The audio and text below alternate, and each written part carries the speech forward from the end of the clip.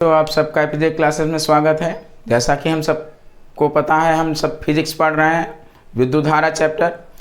इसके first second third lecture हो गए हैं, फोर्थ भी हो गया है। आज हम पांचवें लेक्चर के लिए पढ़ रहे हैं। आप सबको पता है जितने भी टॉपिक्स हो गए उन टॉपिक्स को आज हम नहीं पढ़ेंगे। आज उसके आगे अगला टॉपिक हम पढ़ेंगे फिजिक्स का। जैसा कि मैंने पहले लेक्चर में ही सारे टॉपिक्स को लिखवा दिया था, कितने कौन कौन से टॉपिक्स हमें पढ़ने, उसी के अनुसार हम टॉपिक्स को ख़त्म करते जा रहे हैं। तो आज उसी कड़ी में जो अगला टॉपिक है हम लोग पढ़ेंगे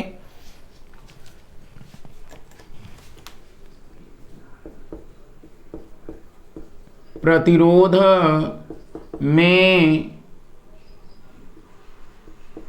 प्रयुक्त होने वाले शब्द। आज ये हमें पढ़ना है। ऐसे कौन कौन से शब्द हैं जो प्रतिरोध में प्रयुक्त होते हैं। तो पहला जो हम शब्द पढ़ेंगे प्रतिरोधक। क्या पढ़ना है? प्रतिरोधक। प्रतिरोधक क्या होता है? वह अवयव जो किसी विद्युत परिपथ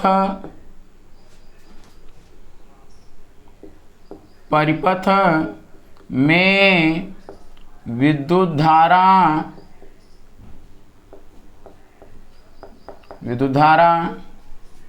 के प्रवाह को रोकता है या धारा प्रवाह में अवरोध उत्पन्न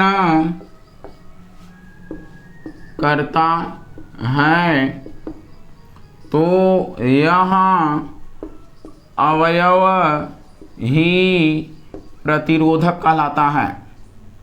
तो यह अवयव ही क्या कहलाएगा? प्रतिरोधक कहलाता है।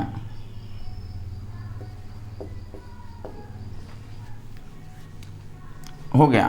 तो यानी तो इनका प्रयोग उन युक्तियों में किया जाता है जिनमें उच्च प्रतिरोधक की क्षमता होती है। एक बात और, इनका प्रयोग उन युक्तियों में किया जाता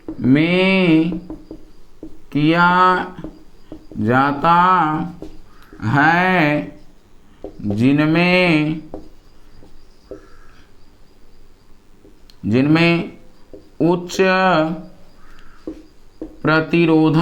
उच्च प्रतिरोधन की क्षमता होती है। तो पहला हम जो पढ़ेंगे प्रतिरोध में प्रयुक्त होने वाले शब्द, हमारा पहला शब्द है प्रतिरोधक। क्या होते हैं? तो वह अवयव जो किसी विद्युत परिपथ में विद्युत धारा के प्रवाह को रोकता है या धारा प्रवाह में क्या करता है? अवरोध उत्पन्न करता है, तो यह अवयव ही क्या कहलाएगा? विद्युत प्रतिरोधक। तो आप सबको समझ में आ रहा होगा प्रतिरोधक क्या होता है। तो वह अवयव जो किसी विद्युत परिपथ में विद्युत धारा के प्रवाह को रोकता है या विद्युत धारा के प्रवाह में अवरोध उत्पन्न करता है, तो यह अवयव ही क्या कहलाता है? प्रतिरोधक कहलाता है। इनका प्रयोग उन युक्तियों में किया जाता है जिनमें उच्च प्रतिरोधन की क्षमता होती है। तो मुझे पूरी आशा है आप सबको समझ में आया होगा। अब हम जरा दूसरा पढ़ते हैं। दूसरा है, हम इसमें पढ़ेंगे परिवर्ती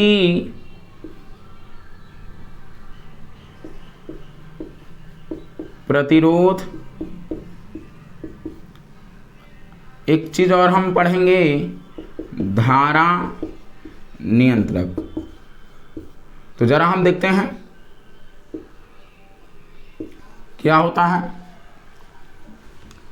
तो स्रोत की उल्टता में बिना परिवर्तन किए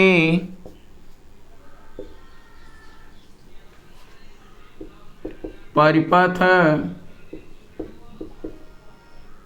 में विद्युत धारा को नियंत्रित करने के लिए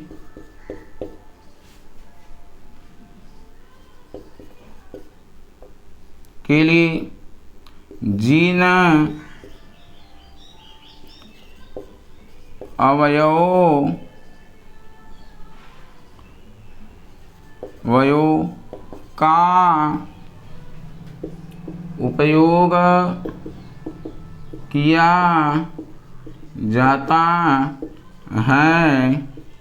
उपयोग किया जाता है, तो यह अवयव ही परिवर्ती प्रतिरोध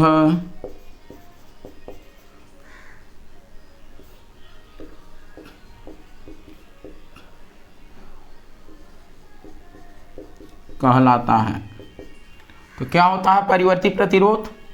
स्रोत की उल्टता में बिना परिवर्तन किए परिपथ में विद्युत धारा को नियंत्रित करने के लिए जिन अवयवों का उपयोग किया जाता है, यह अवयव ही क्या कहलाते हैं?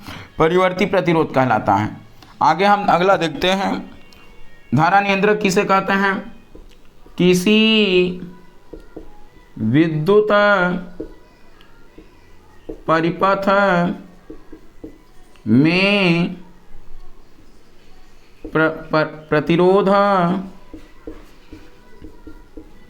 प्रतिरोध को परिवर्तित करने के लिए प्रायः एक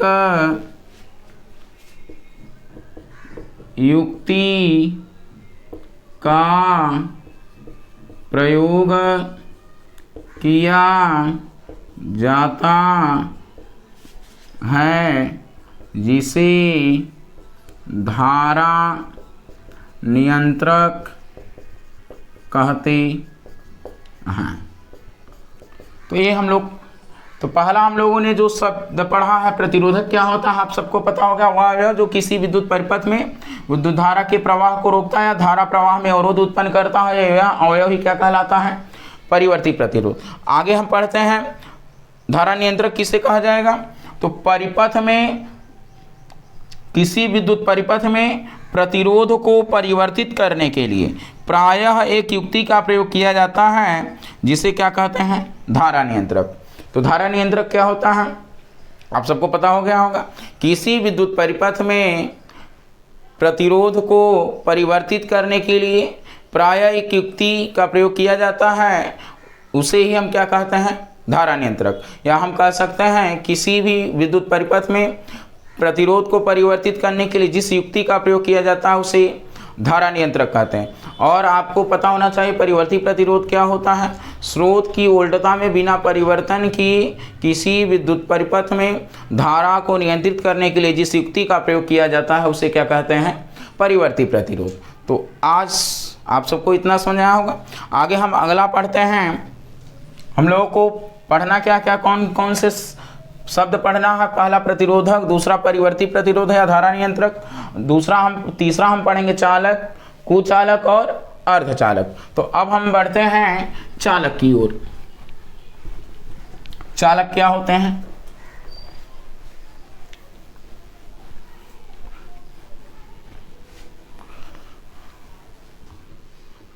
अब हम पढ़ते हैं चालक।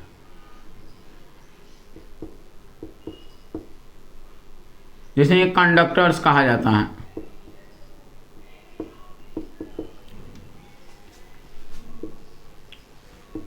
तो वे पदार्थ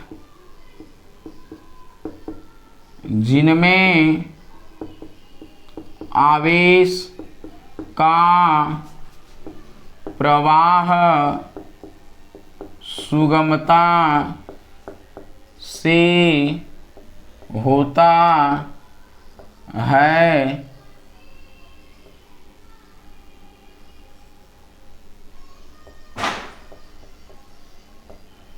तो वे पदार्थ जिनमें आवेश का प्रवाह सुगमता से होता है, तो वे पदार्थ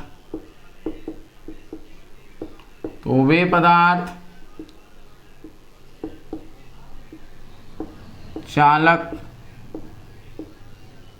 कहलाते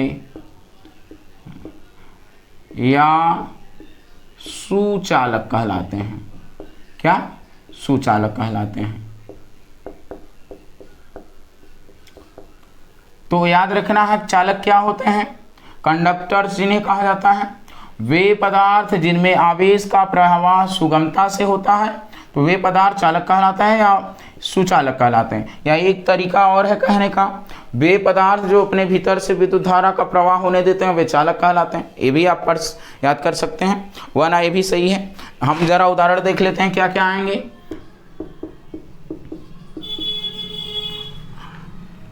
आगे हम देख लेते हैं। तो जितनी भी धातुएं हैं सब विद्युत का चालन करेंगी, उनमें आवेश का प्रवाह सुगमता से होता है। आगे अम्लीय जल या वह जल जिसमें आयन होते हैं उसमें भी विद्युत धारा का प्रवाह होता है, जिसमें आयन होंगे। आगे लवण, तो ये याद रखना, ये सब विद्युत का चालन करते हैं तो क्या कहलाएंगे? चालक। अगला हम पढ़ते हैं कुचालक।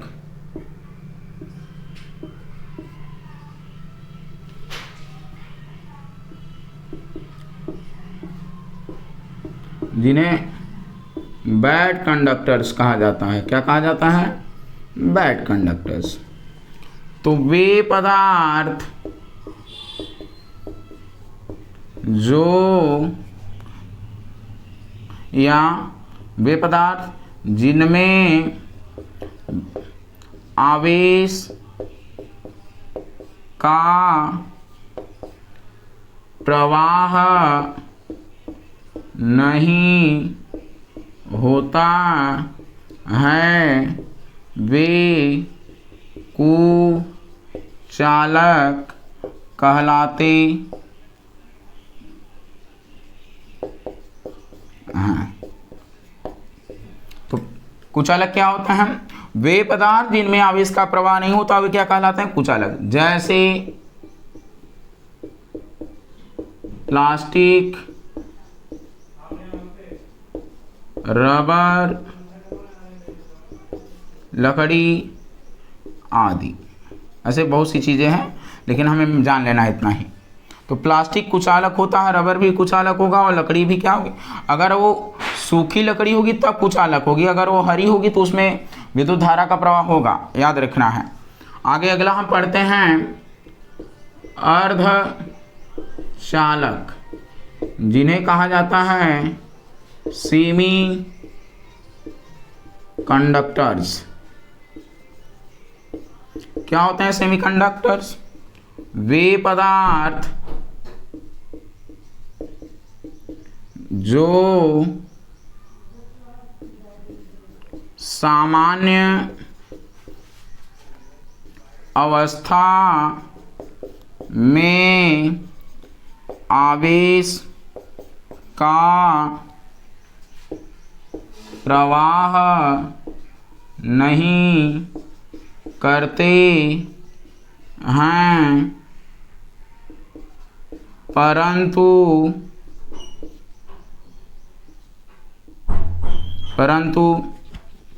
पदार्थ का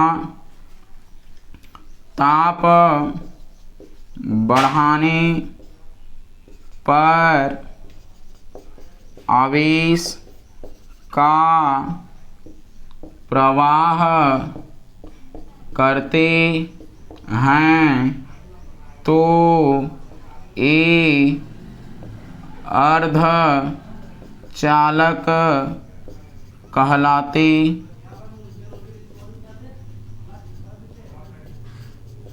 उदाहरण में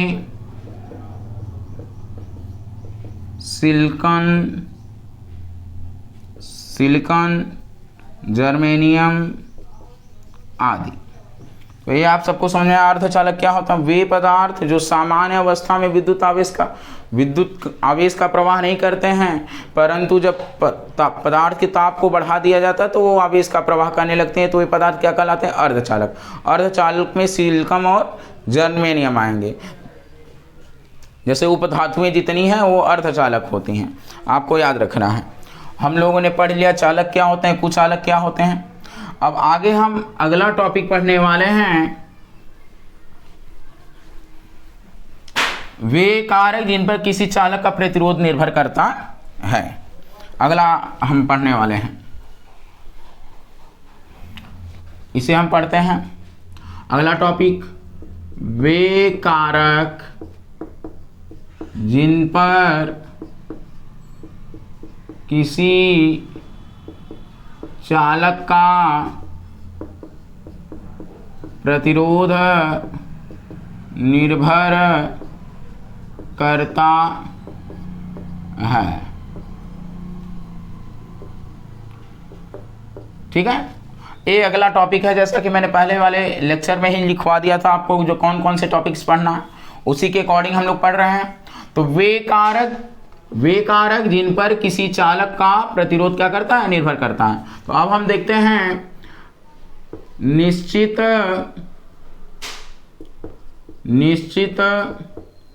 ताप पर किसी चालक का प्रतिरोध निम्न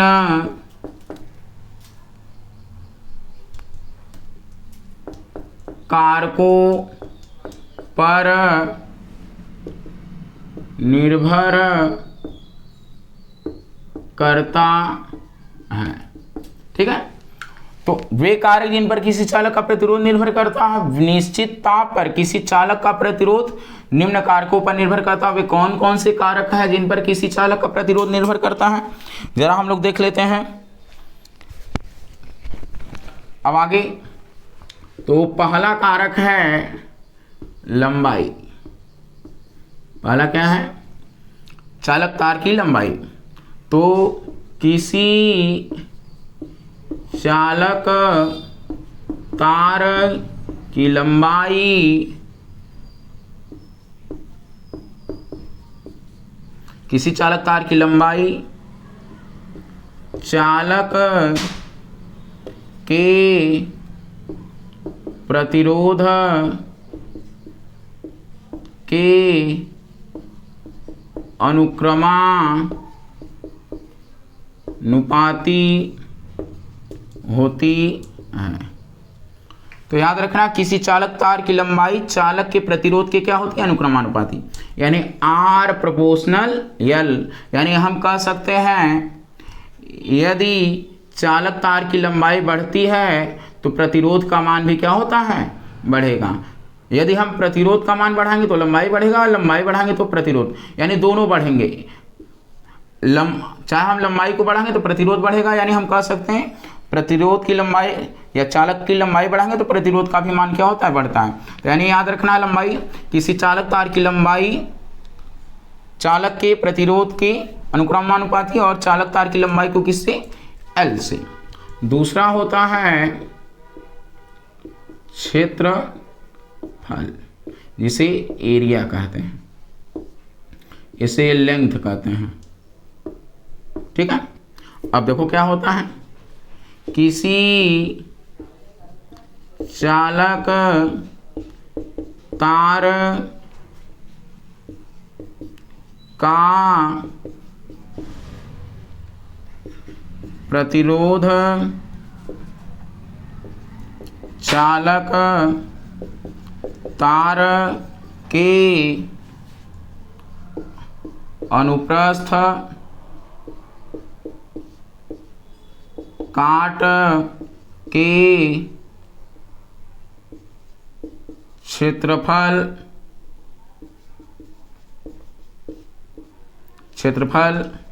के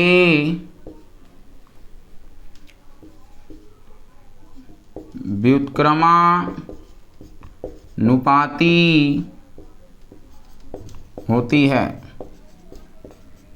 यानी हम कह सकते हैं R प्रोपोर्शनल 1/A।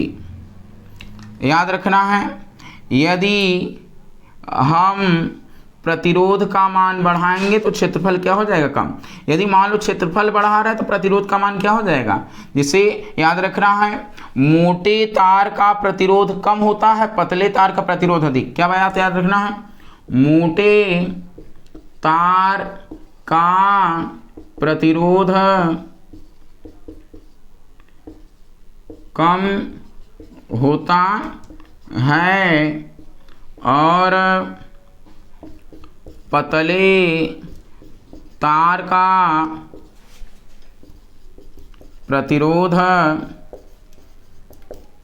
अधिक होता है। ठीक है, ये आपको जानना है।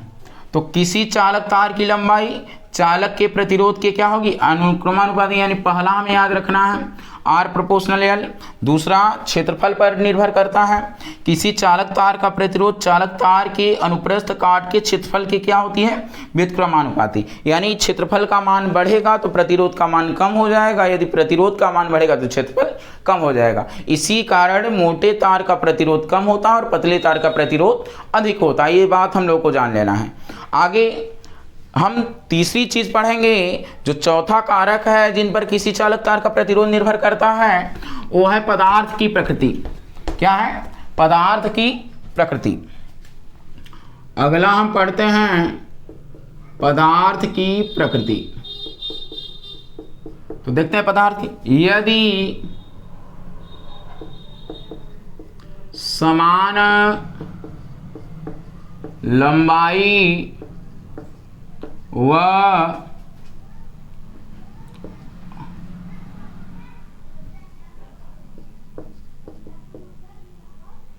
समान अनुप्रस्थ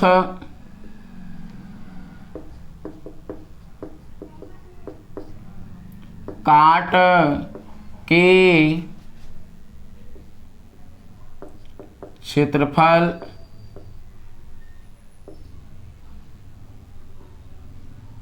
के चालक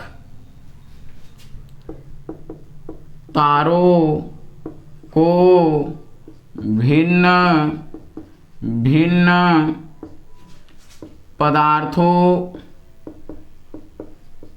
द्वारा निर्मित किया जाता है, तो दोनों चालक तारों का प्रतिरोध भी भिन्न भिन्न होता है। ठीक है, याद रखना है। तीसरा जो कारक है ये तीसरे में आएगा, पदार्थ की प्रकृति। यदि समान लंबाई व समान अनुप्रस्थ काट के क्षेत्रफल के तारों को किससे भिन्न भिन्न यानी अलग अलग पदार्थों से निर्मित किया जाता है, तो दोनों चालक तारों का प्रतिरोध क्या होता है, भिन्न भिन्न होता है। ये आपको याद रखना। चौथी बात जो है ताप, ताप टेम्परेचर, ये था नेचर ऑफ मैटर। तो ताप यानी टेम्परेचर,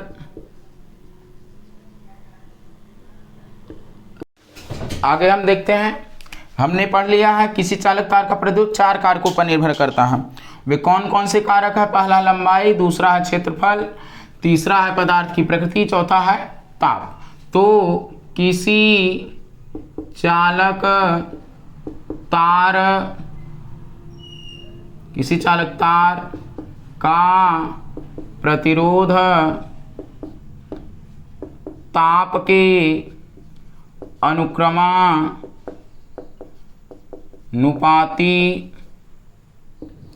होता है। अर्थात जब हम किसी चालक तार का ताप बढ़ाएंगे तो प्रतिरोध का मान क्या होगा, बढ़ेगा। यानी ताप बढ़ने पर किसी चालक तार का प्रतिरोध का मान क्या होता है, बढ़ता है। तो ये आप सबको याद रखना है, यदि ताप हम बढ़ा रहे हैं तो प्रतिरोध का भी मान क्या होगा, बढ़ेगा।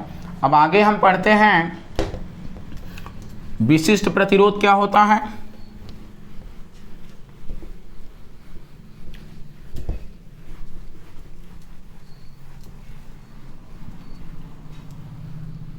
आगे हम बढ़ते हैं विशिष्ट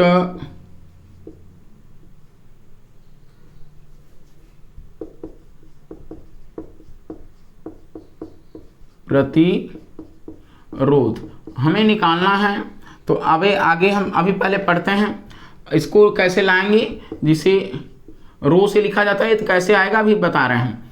तो अभी हमने क्या पढ़ा है, किसी चालक तार की लंबाई प्रतिरोध के अनुक्रमानुपाती होती है तथा क्षेत्रफल के व्युत्क्रमानुपाती होती है। ठीक है, तो यानी हमने क्या पढ़ा था, R proportional L, R proportional 1/A, तो दोनों के मिलने से क्या आ जाएगा L/A। अब क्या हो जाएगा, R A प्रोपोर्शनल का साइन हटा रहे हैं तो रो L/A, जहां रो एक नियतांक है जिसे विशिष्ट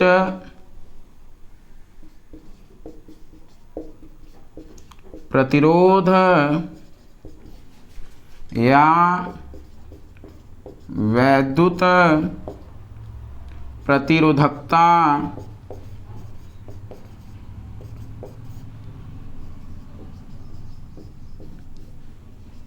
कहते हैं।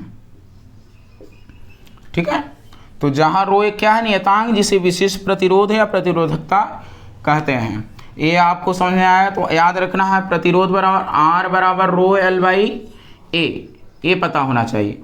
अब आगे हम देख लेते हैं रो का मात्रक क्या होता है, तो इसे हम लिख लेते हैं ऊपर। तो अब देखिए रो के बराबर A यहाँ आ जाएगा, तो हो जाएगा रो बराबर RA बटे में L। ठीक है, तो रो का मात्रक कैसे आएगा, हमें पता है प्रतिरोध का मात्रक ओम और क्षेत्रफल का मात्रक मीटर स्क्वायर बटे लंबाई का भी मीटर। तो अब हम ओम, इसको हम लिख सकते हैं m इंटू m बटे में m से m कैंसिल हो जाएगा, तो रो बराबर हो जाएगा ओम मीटर। एक m का मतलब मीटर, तो यानी रो का मात्रक क्या होता है, ओम मीटर। ये आपको पता होना चाहिए। इतनी बातें आज हम लोगों ने कर ली है। एक बात और याद रखना है, किसी धातु के टुकड़े को हम अलग अलग लंबाई की तोड़ देते हैं तो उसकी प्रतिरोधकता समान होती है, परंतु उनका प्रतिरोध क्या होता है, भिन्न भिन्न होता है। ये भी याद रखना है। तो ये हमारे ख्याल से आपको समझ में आए। मैं इसके आगे वाले वीडियो में इस पर न्यूमेरिकल लेकर के आऊँगा, जिससे आप इसको और बेहतर समझ पाएँ।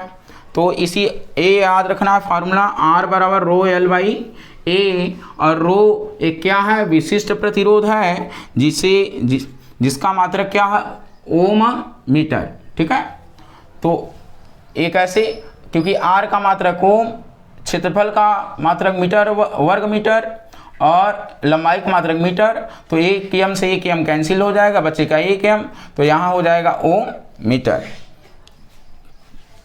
तो यानी हम कह सकते हैं विशिष्ट प्रतिरोध क्या है, विशिष्ट प्रतिरोध रोध। तो विशिष्ट, पढ़ लेते हैं, किसी चालक का विशिष्ट प्रतिरोध वह प्रतिरोध है जो 1 मीटर लंबे व 1 वर्ग मीटर क्षेत्रफल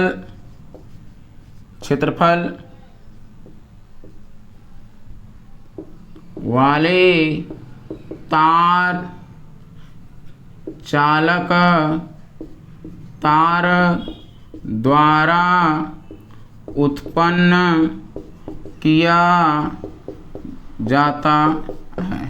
ये आपको याद। तो किसी चालक का विशिष्ट प्रतिरोध वह प्रतिरोध जो 1 मीटर लंबे व 1 वर्ग मीटर क्षेत्रफल चालक तार द्वारा क्या किया जाता है, उत्पन्न किया जाता है। और एक बात और याद रखना है, विशिष्ट प्रतिरोध चालक का गुण है। यहाँ लंबाई और क्षेत्रफल पर निर्भर नहीं करता है। ठीक है, आज हम लोग यहीं इसको समाप्त करते हैं। अगले वाले वीडियो में मैं आपको न्यूमेरिकल भी कराऊंगा इस पर आधारित। तो आप सबको पसंद आया होगा, मुझे पूरी आशा और उम्मीद है। अगर पसंद आया तो ज़रूर चैनल को लाइक करें, शेयर, सब्सक्राइब करें और press the bell icon to get all the notification timely. आप सब नोटिफिकेशन को भी दबा दें जिससे आपको जो नए नए वीडियो आए आपको मिलता रहे। अगर पसंद आए तो ज़रूर कमेंट करें, अगर कोई कमी हो तो ज़रूर बताएं। धन्यवाद आप सबका।